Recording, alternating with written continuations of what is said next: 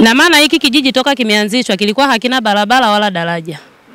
Ndio wakaja wakatuwekea hiki daraja kidogo, lakini napo bado ikawa bado ni changamoto kwa sababu mvua zikinyesha nyingi kinakatika, wanakuja wananchi wanaungaunga. Ndio tunashukuru Mungu saa hizi wakaja wakawa wameuanzisha huu mradi. Ndio saa hizi tunaona kuna unafuu, lakini bado kwenye upande wa barabara ni changamoto kwa sababu kalavati nyingi hamna. Na zilizowekwa zimesukumwa nazo. Ina maana bado kwenye upande wa barabara ni changamoto. Changamoto kubwa kwa hili daraja wenzenu. Watoto walikuwa wanatuasili sana kwa sababu shule ipo huko na hii daraja ilikuwa ni bado ilikuwa ni ndogo. Wametujengea hii hapa kwa hiyo bado kumalizia. Kwa hiyo najua mmefika nyinyi ugeni, najua daraja imeisha kabisa. Na kabisa tunashukuru sana kwa kufika nyinyi wote, najua daraja hii size imeisha kabisa. Moto wa kwanza ambao tulikuwa tunasumbuliwa na wakati tulikuwa tunataka kuvuka ng'ambo ya pili. Yaani shida kubwa, na ukiangalia asilimia kubwa sisi huku tumejawa sana na wakulima. Kwa sometimes unakuta labda vilimo vyetu asilimia kubwa tunalimia huku. Changamoto tunayokutana nayo, mto ukiwa umejaa kwa kupita ni hamna. Tarehe 17 mwezi wa 5 mwaka huu 2025. Ndio, kwa bahati mbaya haukamilika. Ndio.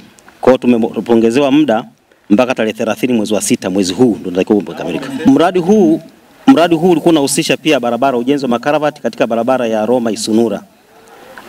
Pamoja na ule na hapa, yani daraja pekee yake ilikuwa na 194. 94 ni kwa ajili ya daraja tu. Lakini mradi mzima ulikuwa na milioni 377. Basi mzao, hebu oneni uchungu kwa kuangalia wananchi wenzenu wanaoishi huku. Yaani ungekuwa wewe una bibi yako, una mama yako, una babu yako, una mama yako mzazi, anapita hapa kila siku anaona daraja likamiliki, na wakati wa masika mtu unaogopa, na daraja wakati mwingine linaondoka na maji, watu wanabaki upande wa pili, wanajifungua na kufa. Wewe kama Mtanzania ambaye ndo mzawa unalielewa hilo, na je, unachukua hatua gani kukamilisha hizi daraja ndani ya hizo siku 25 zilizobaki? Tunakuahidi ndani ya siku 25 zilizobaki tutakuwa tumekamilisha. Changamoto iliyopo, watu tukilipa hela, wakati mwingine hela zenyewe zinachepushwa. Unaenda kufanya shughuli nyingine, huku nasema kwa sababu huku ni kijijini hawatuoni. Huku tunakaa tu. Sasa mimi nikwambie.